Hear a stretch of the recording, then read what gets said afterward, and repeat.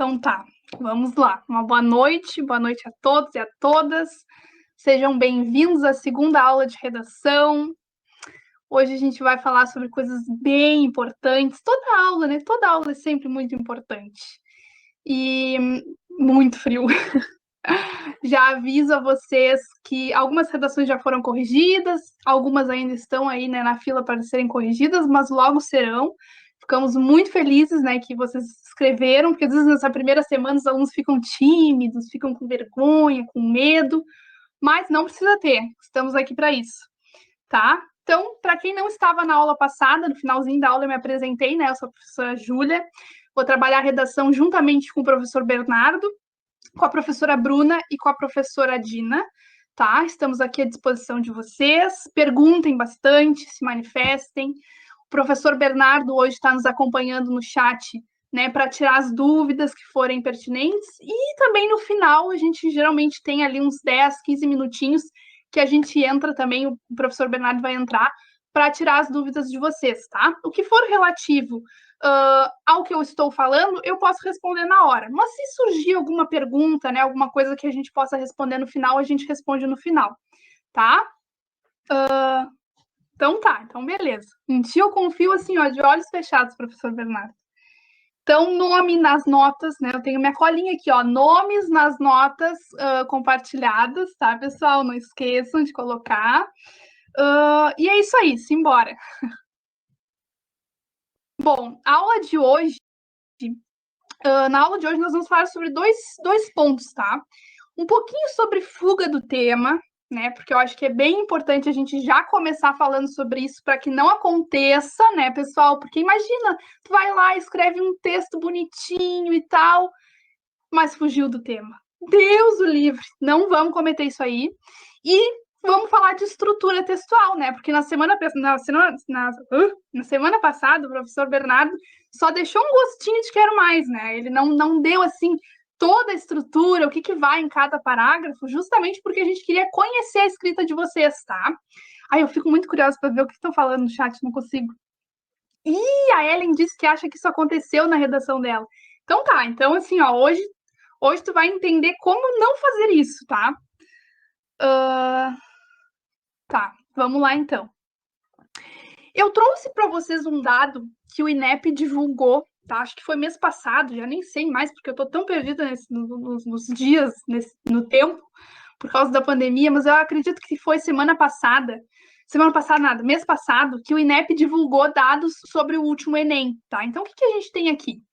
Que a nota média, né, dos alunos foi 588,74 na redação, e de milhões de brasileiros, 28 tiraram nota máxima. É muito pouco, né, gente? Mas conto para vocês que alunos nossos do ano passado tiraram 940, 960. Então, assim, ó, foi um arraso. Vamos trabalhar para isso, né? Ó, vamos ver o que estão falando. Vale até quinta que vem isso, porque hoje a gente não vai ter proposta nova. É pouca linha, Júlia. É pouca linha. Tu é do meu time, então, que escreve, não quer parar. Mas a gente vai falar um pouquinho sobre isso hoje também. Então tem aqui, mas como tá muito pequeno, eu coloquei no próximo slide esses fatores, né, que zeraram as redações do ano passado. O que foi que levou as pessoas a zerarem a redação? Gente, a principal coisa, fuga do tema, tá? Principal coisa que zerou a redação, fuga do tema. E sempre é o tópico número 1. E, gente, o que a fuga do tema nos evidencia? A fuga do tema nos evidencia uma falta de interpretação textual, né? Porque se a gente interpreta corretamente o que a prova está nos pedindo, a gente não vai fugir, né?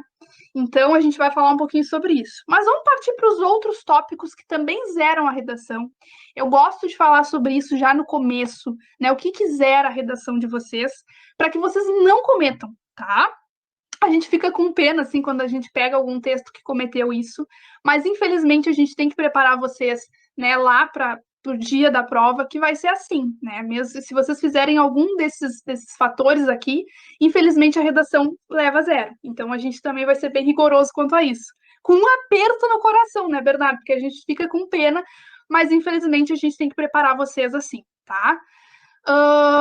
Ó, já surgiram as perguntas. Não pode nem pegar um dado do texto motivador? Pode. O que não pode? Não pode copiar exatamente como está ali, né?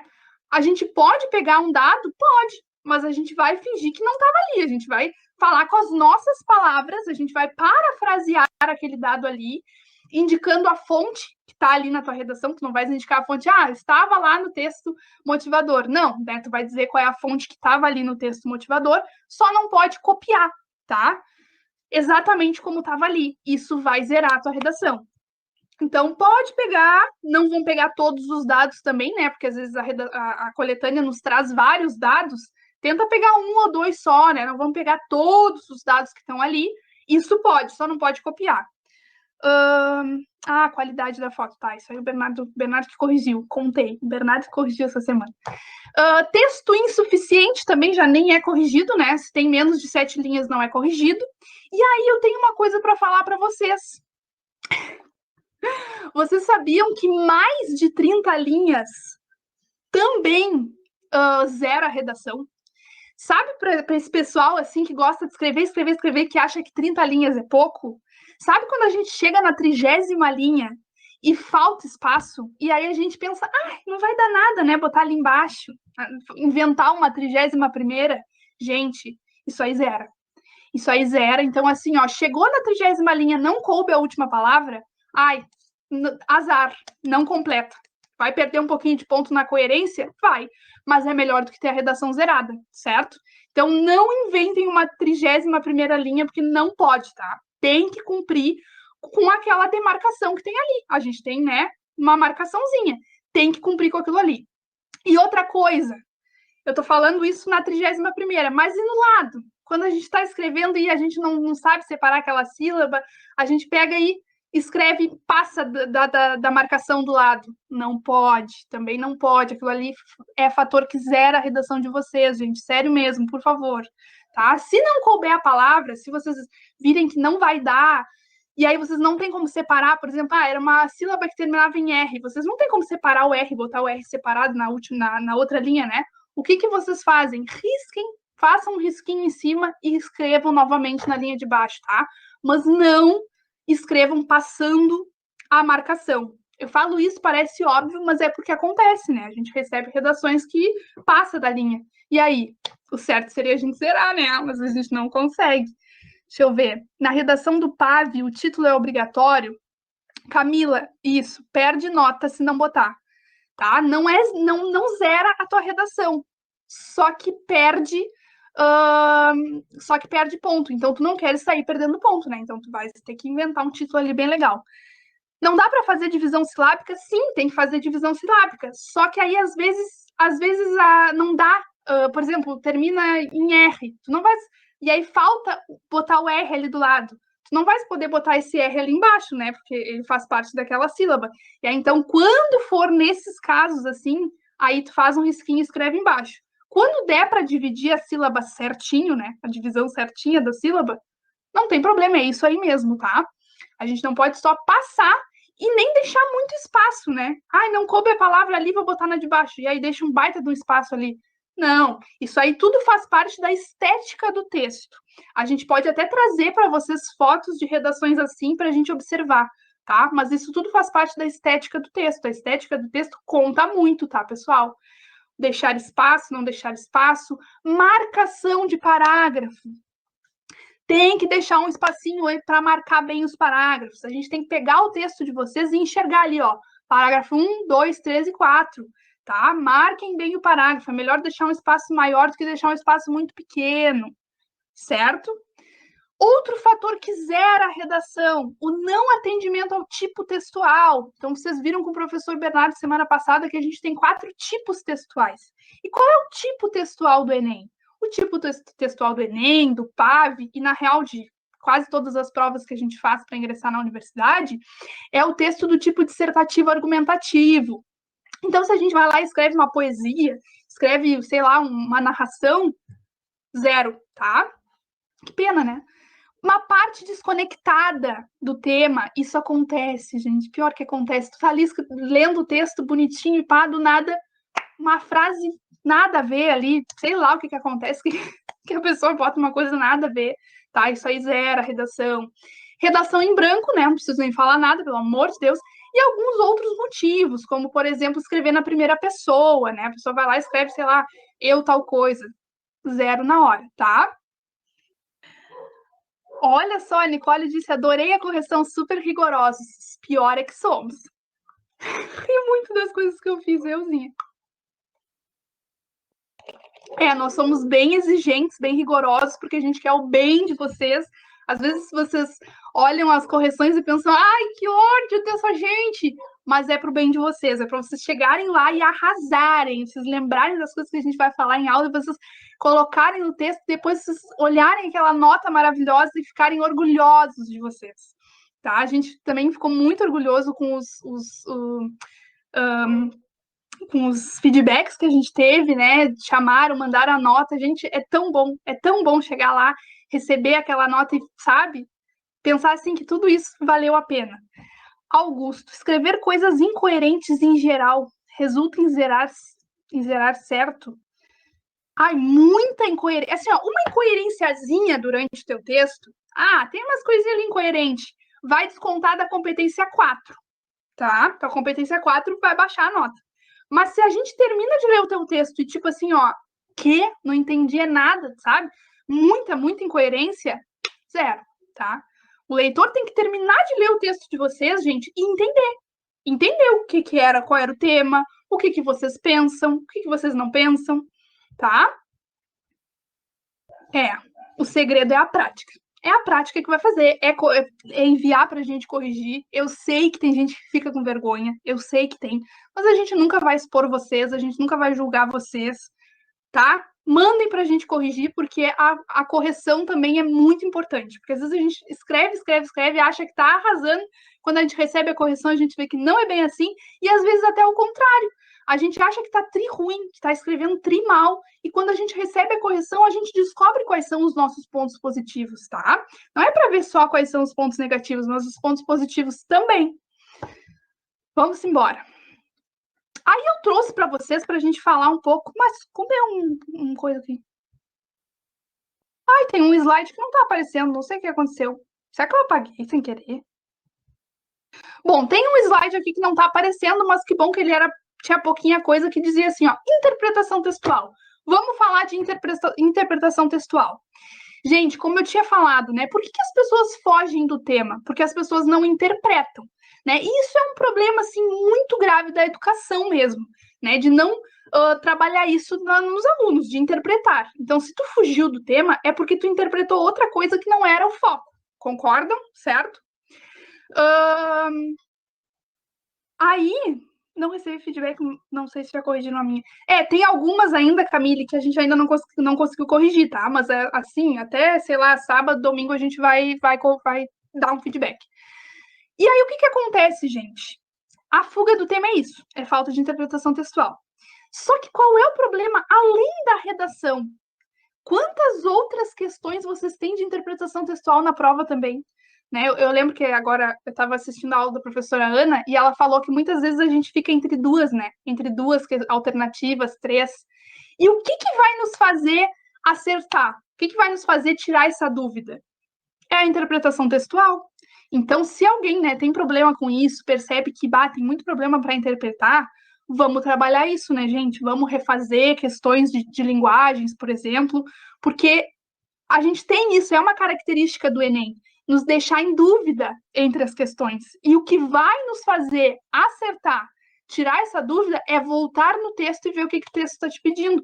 E com a redação não é diferente. Tu tens que ler os textos motivadores e entender o que aqueles textos estão te pedindo. Eles estão te pedindo a causa do problema. Eles estão te pedindo as consequências do problema. Eles estão te pedindo quais são os caminhos para solucionar aquilo ali. Enfim, tem que ler os textos motivadores. Então, essa é a dica que eu vou dar para vocês agora. Leiam os textos motivadores. Leiam 2, leiam 3 vezes, tá? Isso não é perda de tempo. Ai, mas eu vou ler 3 vezes, eu vou perder tempo. Não. É melhor que tu leias e consigas entender o que ele está te pedindo do que, vou ler só a frase ali embaixo. Sabe a frase que sintetiza tudo? Vou ler só aquilo ali, tá bom. Não! Pelo amor de Deus, não vamos cometer esse erro. vamos ler os textos motivadores, vamos marcar, tá? Vamos marcar o que é importante, o que tu acha que não precisa abordar, mas vamos ler os textos motivadores. Que ódio que dá quando a gente fica entre duas. Sim, demais, demais, demais. Mas provavelmente, voltando no texto, a gente consegue entender um pouquinho mais qual é a mais certa. Porque tem duas certas, só que uma é mais certa. Ó, fiz desafio em 2019, professor de português, na época colocava muita questão de interpretação, e isso me ajudou nas redações. Com certeza, Rafa, exatamente. Interpretação textual e português tá assim, ó, grudadinho na redação. Tá? Por que vocês acham que vocês estão estudando coisas bem gramaticais na aula de português? Vocês vão ter aulas de interpretação, mas também vocês têm estudado, eu estou acompanhando, vocês têm estudado muita gramática. Redação precisa de gramática, vocês têm que saber usar a pontuação, vocês têm que saber usar a crase, a maldita da crase, né? Os acentos em geral, né? Tá aí. Então, vamos ler uma introdução. Eu quero saber o que vocês acharam. Tá? Eu gosto de ouvir vocês, eu gosto que vocês. Ai, fico com a garganta seca. Eu gosto de ouvir vocês, eu quero saber o que vocês acharam dessa introdução. É uma introdução que é o exemplo do que não fazer, tá? Porque, como eu tinha falado para vocês, a gente tem que terminar de ler o parágrafo de vocês, cada parágrafo de vocês, e entender o que vocês quiseram falar, né? Se vocês eram contra, se vocês eram a favor.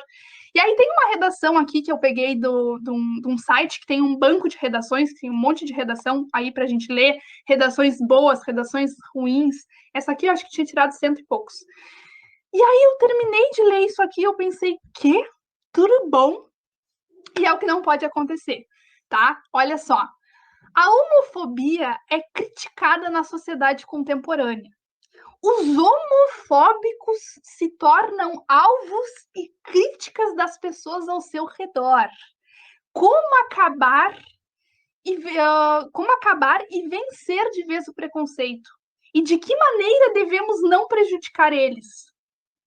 Gente, isso é fuga do tema, isso é incoerência, isso é tudo que pode acontecer, tá? Assim, ó, é uma redação real, tá? Tá lá nesse site, depois se vocês quiserem ler, tem várias outras. Eu fico curiosa para saber o que estão falando no chat, mas foca. Gente, não dá para entender se vai falar da homofobia, se vai falar o que vai falar, como é que vai se posicionar, se vai falar dos homofóbicos. Sabe por que eu fico com mais dúvida ainda? Porque eu li o restante desse texto, e no restante desse texto, a pessoa era contra a homofobia, falava mal dos homofóbicos. Mas quando a gente lê essa introdução, a gente não sabe, cara, a gente não sabe.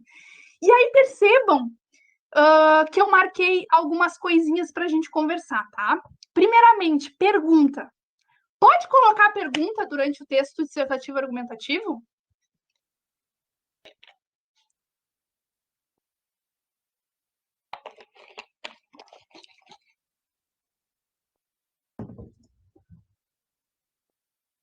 Eu não tinha visto que a Júlia tinha falado que agora ela entendeu como que faz para tirar menos de 400.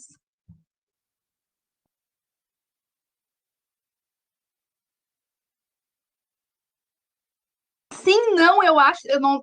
Estão misturando os assuntos aí. Eu sei que estão falando do Gabriel, maravilhoso, professor maravilhoso, já assisti as aulas dele. Mas vamos focar, vamos focar.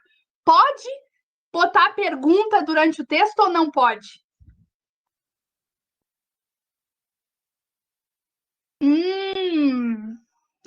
Achei que pudesse responder ela no decorrer do texto. Não.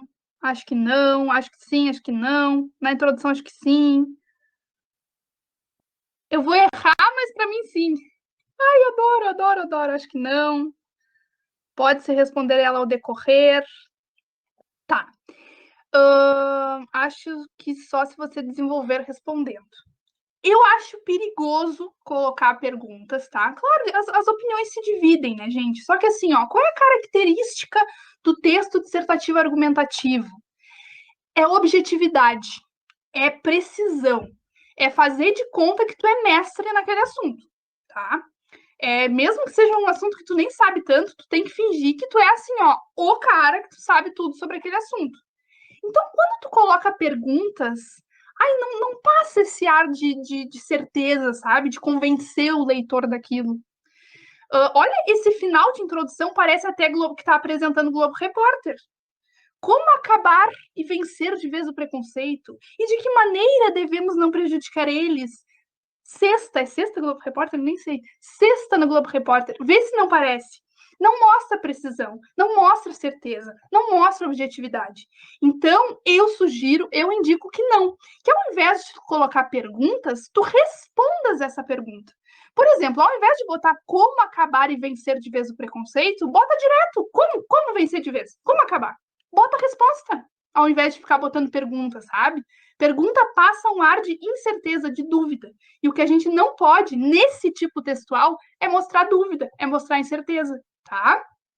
Outros tipos de texto, ok, né? Vamos escrever uma crônica, algo, né, diferente, ok. Mas nesse tipo de texto, eu sugiro que não, tá? Para não mostrar isso, assim, incerteza. Ellen, exatamente. É como se não tivesse certeza do que está falando. Então, ao invés de perguntar, responde. Responde. De que maneira devemos não prejudicar eles? Responde, ponto. Tá? Eu sugiro. Aí nós temos outra coisa marcada aqui, ó, o devemos. A gente sabe que a primeira pessoa do singular zera a redação, né? Ai, devemos, eu devo jamais, eu acho, eu penso jamais. E a primeira pessoa do plural? Devemos, percebemos, analisamos. Gente, eu sugiro também que não coloque, tá? Isso não é uma coisa que vai zerar. Não vai zerar o teu texto. Mas a gente sugere que não, né? Vamos botar um deve-se, vamos botar na terceira pessoa, para ter certeza, assim, porque o Enem, às vezes, ele muda também a correção. Às vezes é mais rígido com isso, às vezes não. Então, como a gente não sabe se vai ser rígido ou não quanto a isso, não vamos botar, vamos evitar. Eu sei que às vezes acaba saindo sem querer, a gente nem percebe. A gente só percebe quando a gente recebe a correção. Mas eu acho que a gente pode evitar, tá? E a outra coisa que eu marquei ali no eles é porque, gente, não dá para entender. Não dá para entender se quem é o eles que está falando. São os homofóbicos? Quem são eles, né? Então, essa introdução aqui, ó, descarta. Show. Ó, e na conclusão coloca outra maneira de como não prejudicar, seria isso? Olha, Camila, na verdade, é que essa introdução tá toda errada, né? Agora a gente vai ver qual é a estrutura certinha da introdução. Mas, na verdade, a maneira de como não prejudicar seria só na conclusão, né? A gente tem que dar a medida na conclusão, só na conclusão. Durante o texto seriam argumentos de por que existe, do que gera, né? O que a homofobia faz com as pessoas. É porque aqui também não dá para entender se ele é a favor, se ele é contra, o que ele é. Mas a medida, né? A maneira de como não prejudicar, no caso, seria só na conclusão, tá? Mais ou menos isso. É melhor falar isso. Melhor falar percebe-se. Não vai zerar a tua redação, tá? Não vai zerar a tua redação. Mas é melhor. A gente indica. Né? Pra vá que desconte ponto, então melhor não. Era aqui a interpretação textual que eu falei para vocês que estava errado, que não estava lá. Eu não sei o que eu fiz, gente, mas agora já falei. Agora vamos partir para o outro, que senão não dá tempo, que eu falo pelos cotovelos. Vamos lá. Agora sim, vamos entrar na estrutura do texto dissertativo argumentativo. O próprio nome já está falando, dissertar sobre, mas não só. A gente tem que argumentar. A gente vai se colocar dentro do texto, sim, porque argumento é uma coisa de cada um. Né? Eu argumento de uma forma, o fulaninho vai argumentar de outro, o Bernardo argumenta de outro, a professora Dina argumenta a Dina tá aí, ó, argumenta de outra. Mas me perdi. Vamos lá, vamos seguir. Bom, o que tem que ter, né? Que eu falei para vocês que na semana passada o professor Bernardo só lançou, né? Só botou assim brevemente para vocês para ver como que vocês fariam esse texto. Mas hoje a gente vai ver, né, qual é a estrutura desse texto. Qual é a estrutura do texto dissertativo argumentativo? Vocês já devem ter ouvido falar muitas vezes que o que a gente tem? 4 parágrafos. Certo? Já ouviram isso? Temos 4 parágrafos. Mas eu queria que vocês entendessem por que são 4. Por que não são 3? Por que não são 5? Por que não são 6? Por que não são 20 parágrafos? Primeiramente, porque a gente tem 30 linhas. Então, se a gente for fazer, por exemplo, eu sou horrível na matemática, mas vamos pensar. Se a gente for fazer 6 parágrafos, Cada parágrafo vai ter 5 linhas. 5 linhas é muito pouco para um parágrafo, tá?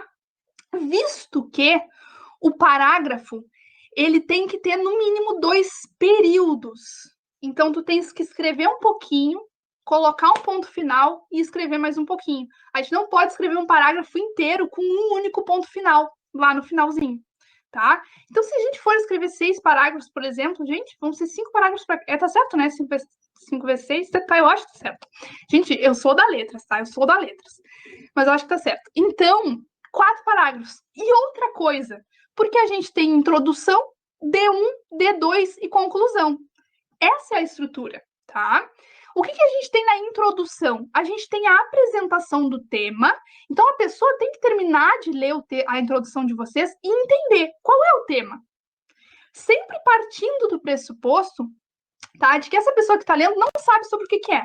Faz de conta que essa pessoa não sabe sobre o que é. Vocês podem até testar, por exemplo, com alguém da família de vocês, enfim, algum conhecido, leiam a introdução e vejam se essa pessoa consegue decifrar qual é o tema. Se essa pessoa ficar assim, ó, não sei qual é o tema, é porque tem alguma coisa errada, tá? Ó, na redação é importante trazer fatos, né? E se não tiver fatos para sustentar os argumentos, é muito ruim. Giovana, nós teremos várias aulas falando sobre isso, sobre o repertório sociocultural. Lá no edital, vocês devem ver que a gente tem uma coisa chamada repertório sociocultural, ou também, como eu costumo chamar, de intertexto. E a gente vai ter várias aulas falando sobre isso, tá? Mas é interessante que se tenha pelo menos dois repertórios para se colocar durante o texto, tá? Depois a gente vai trabalhar direitinho. A gente tem mais de 2 aulas só para falar disso, assim. Onde seria melhor de colocar, onde não colocar, tá? Fica tranquila quanto a isso. Sim, tem que trazer coisas de fora, né? Fatos, filmes, séries, filósofos, isso e aquilo, aquele outro. Mas a gente vai ter aula falando só sobre isso, tá? A Camille, pode ter mais de 2 períodos em um parágrafo? Sim, pode ter mais de 2 períodos, tá? Tem que ser no mínimo 2 períodos. A única coisa que a gente não pode é ter um único período. 2, 3, 4, vai depender do número de linhas, né? Eu tento não usar os textos motivadores, mas geralmente eu sempre uso os dados deles. Nunca sei nenhum de cor. Mas isso também vai ser trabalhado. Eu tenho aqui comigo uma coisa que eu chamo, gente, já vou até aproveitar para falar, de caderninho da intertextualidade. Esse caderninho é meu, né? Mas eu sugiro que todo mundo tenha um caderninho, uma apostilinha, sei lá, junta folhas de rascunho e grampê, sei lá, ou bota algum grupo no WhatsApp, né? Quem é que não tem um grupo sozinho no WhatsApp só para botar coisa? Para a gente ir acumulando esses intertextos, para a gente ir acumulando esses repertórios, para quando chegar na hora de fazer a redação, a gente ter isso aqui de apoio, tá? Quando eu estou escrevendo alguma coisa, ou até mesmo para os meus alunos, né? Ó, eu vou escrevendo aqui sites, reportagens, filmes que eu vejo que trazem alguma crítica social e eu coloco no meu caderninho da intertextualidade. Porque se eu não anotar, eu não me lembro. Vai chegar na hora de escrever a redação, não vou me lembrar sobre o que era aquela música, o que é. Então, tenham um materialzinho assim para vocês irem anotando esses repertórios, tá? E como eu falei, não tem problema de usar o dado, mas tenta não usar todos, né? Porque aí senão fica meio assim, tipo, cadê a originalidade, né? A gente tem que ser bem original, o texto dissertativo argumentativo tem que ter originalidade, tá? Gente, só para confirmar, nosso horário é até 10, né? 10 para as 10.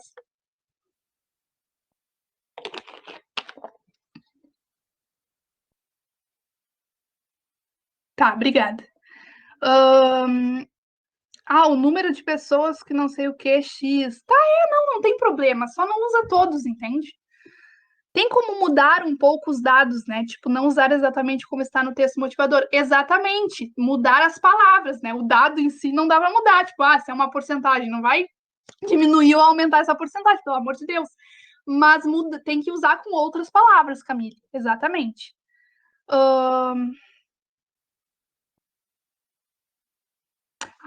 Uma ótima dica, porque eu também só lembro quando escrevo, exatamente. Eu tenho até um grupo no WhatsApp, que é só eu, né, para botar coisas assim que eu preciso, mas o meu caderninho tá sempre comigo, porque é ótimo, gente, é ótimo. Também fazer uma lista assim, ó, repertório para saúde, repertório para educação, repertório para meio ambiente. Vamos lá, redação é estudo também. Às vezes a gente acha que redação é só sentar e escrever, né? Mas tem muita coisa por trás. Tem muita coisa por trás.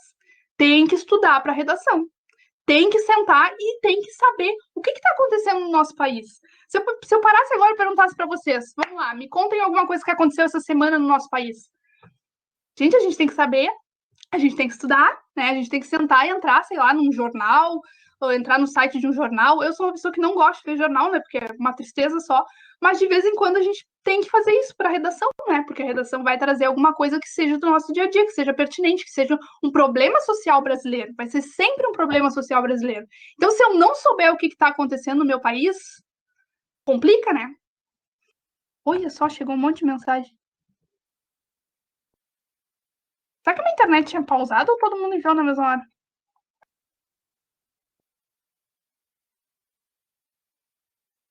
É, eu acho que o chat bugou, né? Porque do nada chegou tudo.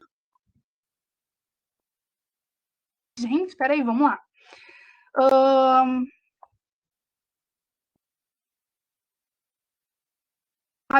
Bernardo, gerencia aí, porque senão não vai dar tempo. Vamos lá, eu vou continuar, tá? O Bernardo gerencia aí para nós. Vamos continuar. Desenvolvimento 1, tá? Então, na introdução, a gente tem que apresentar o tema e apresentar a tese. No próximo slide, a gente vai ver o que é a maldita da tese, tá? Porque às vezes vocês escrevem no texto bem bonitinho e tal, e aí chega na hora de botar, de trazer o feedback para vocês e a gente vai lá e bota. Faltou a tese na introdução. Aí vocês dizem, que é tese? Pelo amor de Deus. Então a gente já vai ver de cara o que é tese, tá? D1, a gente vai defender o argumento 1. D2, a gente vai defender o argumento 2. Então, aqui a gente já conclui, a gente já interpreta que a gente tem que ter dois argumentos. Posso ter um só? Não. Posso ter três? Olha, tu até pode ter três, só que aí tu vai ter que ter 3 parágrafos de desenvolvimento. E aí já vai te tirar a linha. Então, o ideal é 2 argumentos. Ideal, ponto. Tá? Ai, Júlia, mas aí tem vários argumentos para esse problema. Escolhe os 2 que tu acha mais assim, mais relevante, tá? Os 2 que tu acha que assim, ó, vai surpreender o leitor, tá? Se quiser escrever 3, até escreve, mas nesse primeiro momento a gente recomenda que não, tá? E a conclusão? A conclusão, a gente vai retomar o tema e vai trazer essa proposta de intervenção, que é outra coisa que a gente vai ter várias aulas para tratar, tá?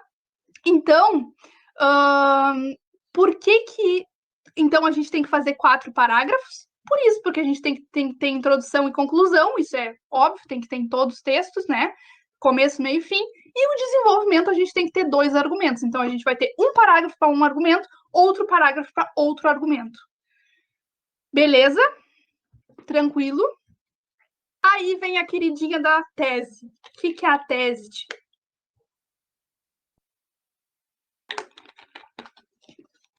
A tese nada mais é do que a breve apresentação do argumento 1 e do argumento 2 lá na tua introdução. Geralmente a gente coloca no final, né? No último período do parágrafo, a gente vai lá e coloca o argumento 1 e o argumento 2. Por quê? Porque isso serve para que o leitor, para que o corretor saiba mais ou menos o que tu vai falar no D1 e o que tu vai falar no D2, porque o teu argumento 1, primeiro citado na tese, vai ser defendido no D1. E o argumento 2, o segundo defendido na tua tese, vai ser defendido no D2, tá? Então, eu acho nada melhor do que exemplo, né? Vamos ler uma redação que foi nota 1000 no ano de 2019, se eu não me engano, para enxergar, né? Como assim a breve apresentação do argumento 1 e do argumento 2? Vamos enxergar. Olhem só. O tema de 2019, democratização do acesso ao cinema no Brasil. Embora a Constituição Federal de 1988 assegure o acesso à cultura como direito de todos os cidadãos, percebe-se que, na atual realidade brasileira, não há o cumprimento dessa garantia, principalmente no que diz respeito ao cinema. O que é isso aqui, gente? Isso aqui é a contextualização, né? Primeiro está contextualizando e está apresentando o tema, quando fala aqui do cinema, né? Que não há o cumprimento dessa garantia, está apresentando o tema. Aí, um período. Aí vamos para o segundo período. Isso acontece devido à concentração de salas de cinema nos grandes centros urbanos e a condição cultural de que a arte é direcionada aos mais favorecidos economicamente. Isso aqui é a tese. Isso são os argumentos que essa pessoa, né, que é a Ana Clara, que tirou 1000, vai defender no decorrer do texto dela. Lá no D1, ela vai falar sobre o argumento 1, sobre a concentração de salas de cinema nos grandes centros urbanos. E lá no D2, ela vai defender a questão dessa condição cultural de que a arte é para os favorecidos economicamente. Ai, a Júlia, vou até ler a Constituição Brasileira agora para o Pave. Né, gente? É uma boa, assim. Mas também, às vezes, as pessoas decoram, assim, alguns artigos e aí não fica tão legal. Tem que saber colocar no texto de forma original, tá? Porque muita gente bota a Constituição, que, claro, é muito bom, é um ótimo repertório, mas tentar não colocar de uma forma engessadinha, sabe? Como se tu pegar vários textos aí, colocar na Constituição e aí fica uma coisa muito, né, engessada. A gente tem que saber lidar com esses intertextos, assim. E a gente vai ter aula para isso, né?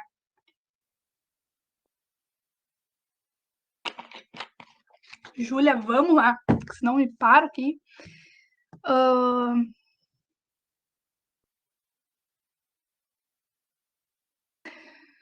A Nicole disse que falava algo nos textos motivadores sobre a concentração de cinemas nos grandes centros urbanos. Eu não sei se estava, não me lembro direito, eu não sei se estava exatamente igual. Provavelmente essa pessoa não copiou exatamente como estava ali, entende? Tem que ter mudado, até porque é uma redação nota 1000, né? Alguma coisa ela mudou. Ai, a sinceridade, meu pai. Pelo que eu lembro, os textos não falavam nada com nada. Ah, isso aí. Perfeito. Tem muita gente que ficou em dúvida. Eu lembro que na época muito aluno ficou em dúvida assim se era o cinema no sentido mais abstrato, né, de cinema, de arte, ou se era no sentido de cinema físico mesmo, né, de ir até o cinema. Foi uma dúvida que ficou. Bom, visto isso, dúvidas sobre a tese, gente, porque eu sei que às vezes fica dúvida. O que tem de dúvida sobre a tese? Entenderam que é quando a gente apresenta brevemente na nossa introdução o nosso argumento 1, o nosso argumento 2.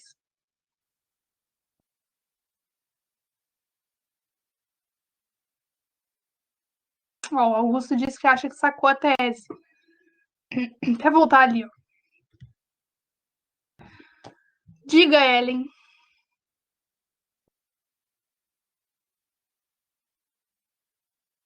Enquanto isso, eu vou molhando a garganta. Hoje eu já falei pelos cotovelos o dia inteiro.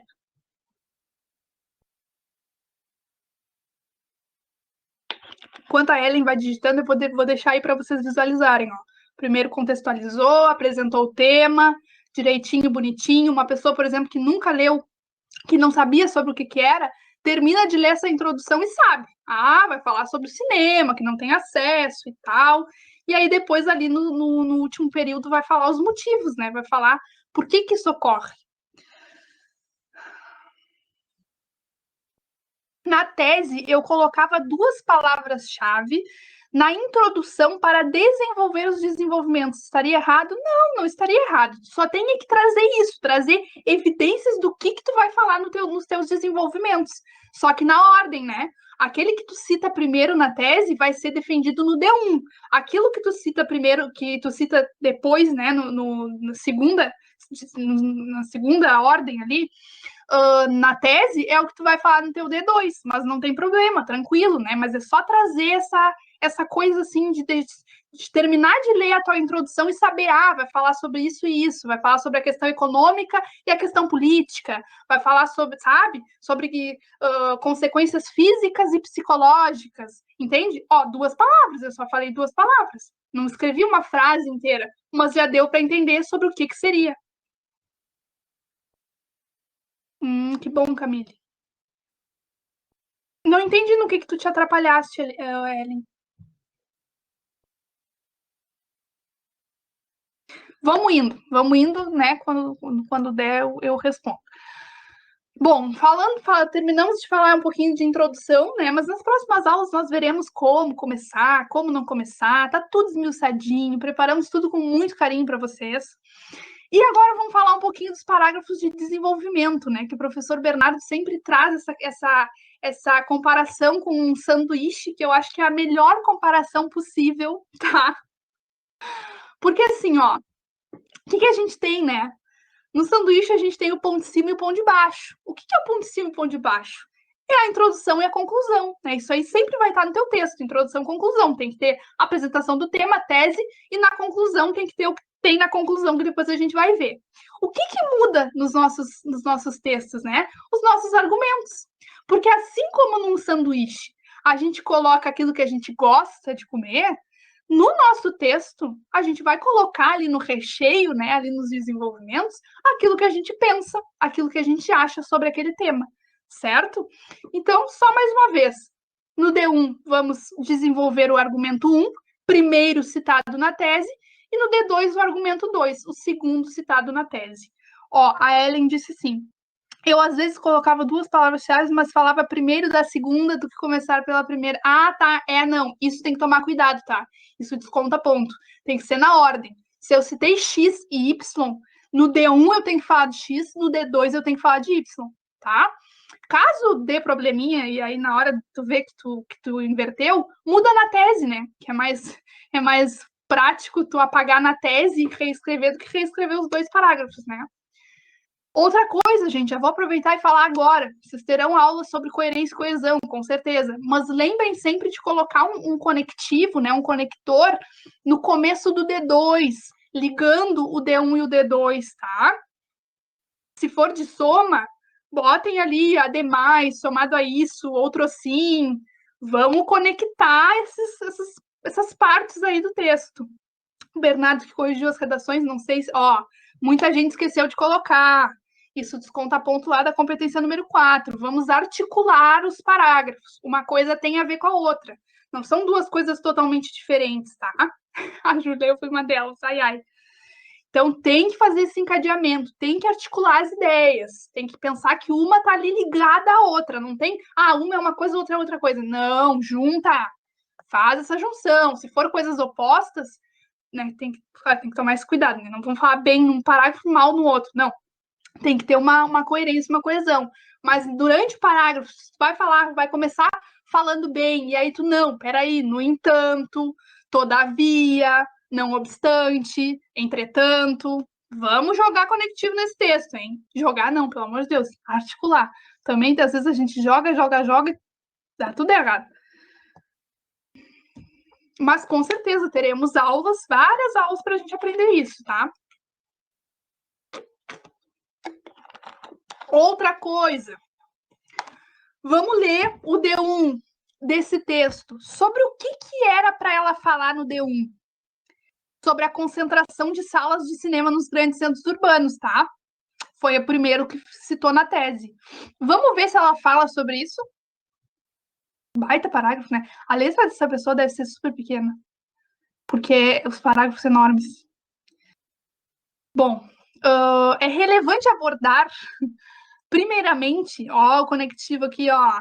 É relevante abordar, primeiramente, que as cidades brasileiras foram construídas sobre um viés elitista e segregacionista. Olha, aí já começou argumentando aqui, ó, falando qual é a posição dessa pessoa. De modo que os centros culturais estão, em sua maioria, restritos ao espaço ocupado pelos detentores do poder econômico. Essa dinâmica não foi diferente com a chegada do cinema, já que apenas 17% da população do país frequenta os centros culturais em questão. Nesse sentido, observa-se que a segregação social, evidenciada como uma característica da sociedade brasileira, por Sérgio Buarque de Holanda, no livro Raízes do Brasil, se faz presente até os dias atuais, por privar, ó a argumentação aí, por privar a população das periferias do acesso à cultura e ao lazer que são proporcionados pelo cinema. Olha as referências. Primeiramente, essas coisas que eu marquei em vermelho, gente, é onde mostra a posição dessa pessoa. Tá? Porque, como eu falei para vocês, a gente não vai se colocar na primeira pessoa, mas a gente vai estar dentro do texto, porque o texto é nosso. O texto vai evidenciar a nossa posição. Então, quando essa pessoa fala, né, que as cidades brasileiras foram construídas sob um viés elitista, segregacionista, tá aí, ó, impondo, né, o que ela pensa, que não é uma coisa positiva. E aqui embaixo, ó, por privar a população das periferias do acesso à cultura e ao lazer que são proporcionados pelo cinema. Também, né, essa coisa do privar, essa palavra que mostra que não é uma coisa legal. Vamos ler os comentários. Senti a pressão aqui. Tentem impressionar o corretor, exatamente. As referências. Ai, que horror, Júlia, para, guria. Como que a pessoa sabia que só tinha 17%? Só 17% tinha.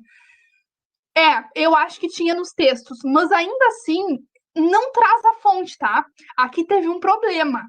Eu marquei porque é um repertório, é um intertexto, só que não fala a fonte. Da onde que essa pessoa tirou isso? Tinha que estar aqui, tá? Então é um erro para vocês não cometerem. Tem que informar a fonte. Principalmente desses dados, né, gente? Quando a gente vai trazer um dado, poxa, a gente tem que dizer de onde que vem esse dado, né? Para a pessoa ter credibilidade, né? Os nossos repertórios, eles só são legitimados quando a gente traz a fonte, tá? E depois também, né, outro, por Sérgio Buarque de Holanda, traz o livro Raízes do Brasil aqui como repertório. Mas tá falando da questão da concentração de salas? Tá, né? Então tá certo. Poxa, na minha desse ano botaram que eu não tinha exposto tão bem o meu ponto de vista da situação. Eu achei que ia ser tão direta. Não, na verdade tem que ser, né? Tu tem que mostrar o teu argumento. Tu tem que ser direta. Tu só não pode usar a primeira pessoa, mas a pessoa tem que terminar de ler o teu texto, Júlia, e saber. Ah, ela é a favor. Ah, ela é contra. Ah, ela pensa isso. Tá? Tem que sim. Tem que mostrar. Isso é argumentação, né, gente? Isso é argumentar. Bom, vamos pro D2. Vamos ler o D2. O D2 é um pouquinho menor, pouquinho coisa. Vamos ler. Uma dúvida que eu tenho em relação a gente tem até medo, né? Se pode ou não ser contra o governo, a gente tem até medo, sinceramente. Mas pode. Mas tu não é obrigada a concordar com tudo. Inclusive, quantos problemas sociais existem justamente por causa do governo, do desprezo, de fingir de conta que aquilo ali não existe. Então, tem sim, pode sim. Tem muitas redações, inclusive nota 1000, que usaram como argumento a questão do descaso do governo, né? De falta de iniciativa do governo de tratar sobre aquilo ali. Não tem problema. Bom, vamos lá. Vamos ler o D2. Paralelo a isso, vale também ressaltar que a concepção cultural de que a arte não abrange a população de baixa renda é um fato limitante, acho que é um fator limitante para que haja a democratização plena da cultura e, portanto, do cinema. Isso é retratado no livro maravilhoso Quarto de Despejo, de Carolina Maria de Jesus, o qual ilustra o triste cotidiano que uma família em condição de miserabilidade vive. E assim mostra como o acesso a centros culturais é uma perspectiva distante de sua realidade, não necessariamente pela distância física, mas pela ideia de pertencimento a esses espaços. Tá falando sobre o segundo ponto do D2, da tese? Sobre o argumento 2 da tese?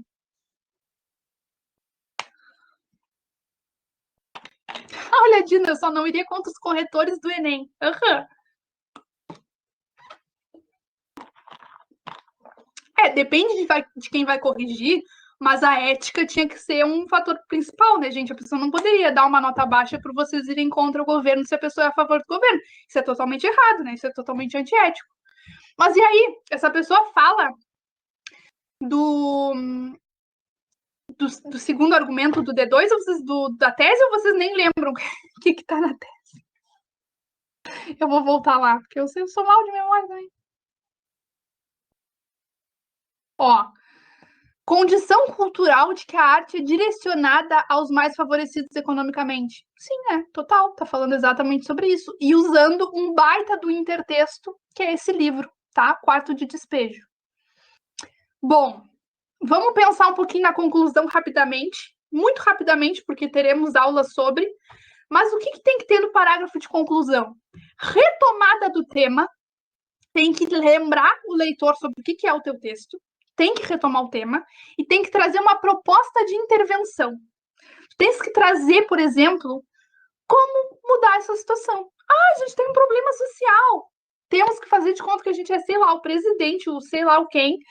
E o que faria com que essa situação fosse. Na verdade, assim, o que acabaria com essa situação? Mas a gente tem que ser consciente de que tem muita coisa que não vai acabar por causa de um projeto criado, né? Então a gente tem que, pelo menos, tentar amenizar os problemas citados durante o texto, os argumentos citados durante o texto. Não vai me inventar coisa na conclusão e botar argumento que tu nem tinha citado, tá? Vamos trazer soluções e coisas para amenizar os problemas citados durante o teu texto. Bom, e aí eu coloquei aqui em letrinhas miúdas a questão de trazer medidas, gente, que sejam passíveis de implementação. Porque às vezes a gente vai lá e viaja na maionese, a gente vai lá e bota umas coisas que não dá, que não tem como colocar em prática. Então a gente tem que ser realista também, tá? Vamos ser realistas nas nossas propostas de intervenção. Vamos botar coisa que realmente possa ser feita. Tá? Me dá uma coisa quando eu leio, por exemplo, a questão da conscientização. A gente gosta muito de usar a conscientização. E eu também acho que tem muito problema que falta as pessoas se conscientizarem. Só que se tu fores usar a conscientização, explica bem como que aquelas pessoas vão se conscientizar. Porque, vejamos, a gente acorda num belo dia, e hoje eu vou me conscientizar. Hoje eu não vou jogar o lixo no chão. Existe isso, gente? Por favor, não, né? É muito difícil. Tem que ter alguma coisa que incentive, né? Que mostre por que não fazer aquilo, ou por que fazer aquilo, tá? O governo faz tudo. Na verdade, não faz nada. Ali na redação, o governo faz tudo. Então, temos que ter muita atenção à proposta de intervenção, tá? Medidas passíveis. Órgãos competentes que realmente podem fazer aquilo ali. Estão falando de trabalho, vão botar uma coisa, o ministério nada a ver. Não, vamos seguir, né, uma linha ali de raciocínio. Beleza? Bom, aí nós temos essa conclusão assim, ó, gigante. Gente, a letra dessa pessoa era muito pequena, mas muito pequena. Vamos ler rapidinho. Até, Bernardo, se tu quiser ir entrando, não sei se a Dina vai entrar também, mas quem quiser ir entrando, vai entrando para a gente conversar um pouco. Vamos ler. Dessa forma, é muito grande, cara. Ai, ai, ai. O desemprego o desemprego eu acho que seria óbvio por causa da pandemia, né? Porque muita gente ficou sem emprego, então eu acho que seria óbvio. Mas também não é uma coisa que aconteceu agora, né, gurias e gurias? Eu tenho mania de falar gurias, tá, gente? Porque eu dou muita aula pra menina, então eu acabo ficando falando gurias. Mas, gente, é uma coisa que não é de hoje, né? Não é de agora. Ai, não foi na pandemia que as pessoas ficaram desempregadas. Também já é uma coisa que vem acontecendo faz tempo. Então, até que Júlia. Até que é um tema legal, né, Bernardo? Oi, o Bernardo caiu. Bom, dessa forma, pode-se perceber que o debate acerca da democratização do cinema é imprescindível para a construção de uma sociedade mais igualitária. Nessa lógica, é imperativo que o Ministério da Economia destine verbas para a construção de salas de cinema de baixo custo ou gratuitas nas periferias brasileiras por meio da inclusão desse objetivo na Lei de Diretrizes Orçamentárias, com o intuito de descentralizar o acesso à arte. Além disso, cabe às instituições de ensino promover passeios aos cinemas locais desde o início da vida escolar das crianças, mediante a autorização e contribuição dos responsáveis, a fim de desconstruir a ideia de elitização da cultura, sobretudo em regiões carentes. Feito isso, a sociedade brasileira poderá caminhar para a completude da democracia no âmbito cultural. O que é isso aqui marcado em amarelo?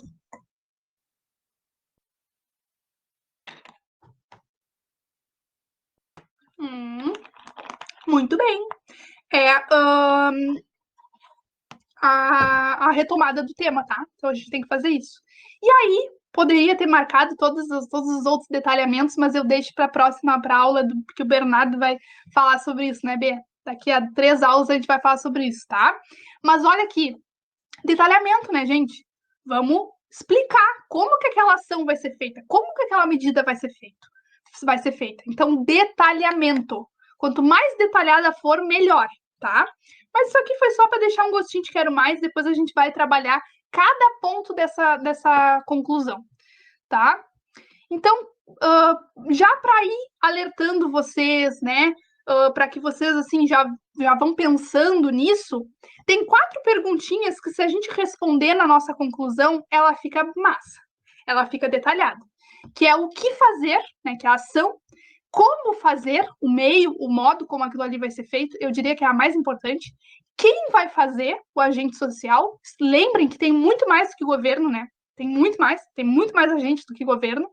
E para quê, né? Ou para quem isso tem que ser feito? Qual é a finalidade dessa proposta? Certo, gente? Vamos lá.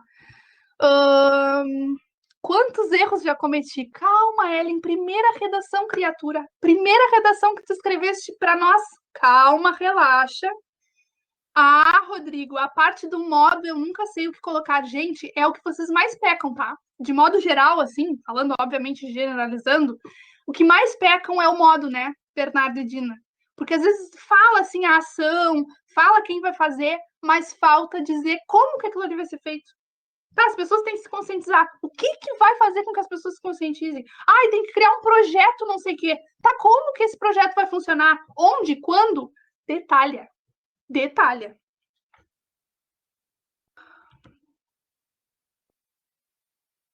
Então, Júlia, fica tranquila, que daqui, olha, daqui a pouco a gente vai trabalhar isso aí. Bom, eu tenho 2 pontos para falar com vocês. O tema dessa semana é tema livre, porque a gente costuma fazer assim, tá? Uma semana a gente dá o tema e outra semana é o tema livre, justamente para quem não conseguiu fazer o tema da outra semana, né? Vá, sei lá, trabalho, falta de tempo, enfim, me fugiu a palavra. Questões pessoais, né? A pessoa talvez não tenha conseguido fazer o tema da semana passada. Então a gente deixa uma semana com tema nosso, uma semana de tema livre. Para quem já escreveu a redação, quem não está com redação atrasada, pode escrever sobre o que tu quiseres. Só nos manda a coletânea, tá? Porque se vocês não nos mandarem a coletânea no e-mail, junto com a redação, a gente não vai saber se vocês fugiram do tema ou não. Que vai que vocês fugiram do tema, né? Então a gente precisa da coletânea, tá? Olha só, Júlia, posso refazer a minha e fazer uma nova? Perfeito, perfeito, exatamente. Exatamente, isso seria ideal, na verdade, que vocês refizessem, né? Perfeito.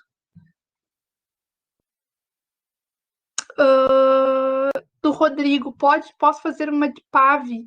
Acho que pode, né, gente? Bernardo, Dino, o que vocês acham? Acho que pode, tranquilo, só nos avisa, né? Vou abrir o áudio também para falar com vocês. Tá saindo bem o som? Tá, perfeito. Tá. Pode sim mandar do PAV. Do PAV a gente só vai mudar um pouquinho dos critérios ali, avaliativos. E cuida para, né, para colocar título, porque título é obrigatório.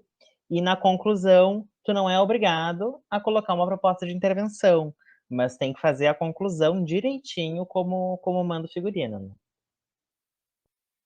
Olha lá, a Júlia quer escrever 2. Toma, então. Pode refazer também. Inclusive, né, nas que a gente corrigiu já, a gente está pedindo para refazer. Acho uma boa ideia isso aí. É sempre bom, né? Só claro, se vocês enviarem muitas, assim, né? Tipo, 2, 3, pode ser que a gente demore um pouquinho mais para corrigir também, tá, gente? Porque é demorado, né? A Vocês correção é uma encontram lá coisa na pasta de demorada. Drive. Sim, tá lá. Tá, e a outra coisa que eu queria falar com vocês é a respeito da monitoria, tá, gente? Para quem tem muita dificuldade, assim, não sabe nem como começar, né? Eu sei que às vezes a gente senta e a gente tenta e a gente não sabe nem como começar. A gente tem monitoria. Vocês podem mandar para o nosso e-mail para marcar um horário com algum de nós, tá? Vai depender do horário que vocês têm livre. Então, quando vocês mandarem e-mail marcando monitoria, já digam qual é o horário que vocês têm livre, para que um professor que também tenha esse horário converse com vocês e marque um horário de monitoria, tá? Se for uma demanda muito grande, a gente vai ter que fazer grupos, né, gente? A gente vai ter que fazer grupos de monitoria. Mas, tá? Mandem lá, batem com muita dificuldade. A gente vai marcar um horário, talvez em outra plataforma, né, para a gente conversar. Sei lá, 1 hora ali de monitoria, tá? Para ajudar vocês. Nosso intuito aqui é ajudar vocês ao máximo. Tudo que a gente puder fazer, a gente vai fazer, né? Claro, Vitória, a gente vai falar sim, a gente vai falar, a gente tem até que programar isso, né? Porque o PAV tá logo ali, então a gente vai ter que fazer isso, vai ter que dar uma mudada aí nos planos para falar um pouquinho de PAV, mas tranquilo, podemos sim. Então tá, pessoal, dúvidas? Dina, quer se apresentar? Oi, tá me ouvindo? Sim. Eu sou a nova professora de redação, que a partir de semana passada vai estar com vocês, ajudando no que eu puder. Se tiverem dúvidas, alguma coisa que eu puder ajudar, como o Bernardo falou, é só mandar por e-mail que a gente vai fazer o possível para ajudar. Eu já dei aula no desafio em 2000 e... Gente, eu tô velha.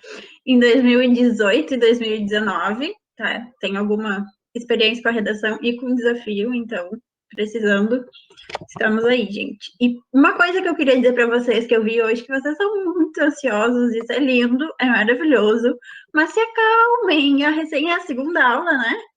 Se eu não me engano. Vocês vão ter muito ainda. Já estão. Sim, super nervosa, isso é muito comum, a gente vê sempre, todo começo de... Quando começa as aulas é assim, mas fiquem tranquilos, tem um monte de aula preparada, todas essas dúvidas de vocês que podem não ser sanadas hoje ou amanhã, mas até bem antes do Enem elas vão ser sanadas, tá? Fiquem calmos, tranquilos e leiam muito, façam muita redação, tá?